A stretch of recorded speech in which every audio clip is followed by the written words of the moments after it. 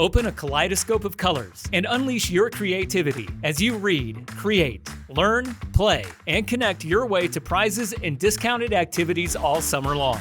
Read. Explore the vibrant world of art by reading biographies of famous painters. Lose yourself in graphic novels filled with colorful illustrations. Create.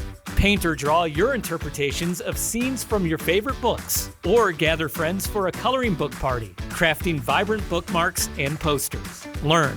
Attend a workshop on color theory and mixing to enhance your artistic skills. Participate in a photography class focusing on capturing the brilliance of nature. Play.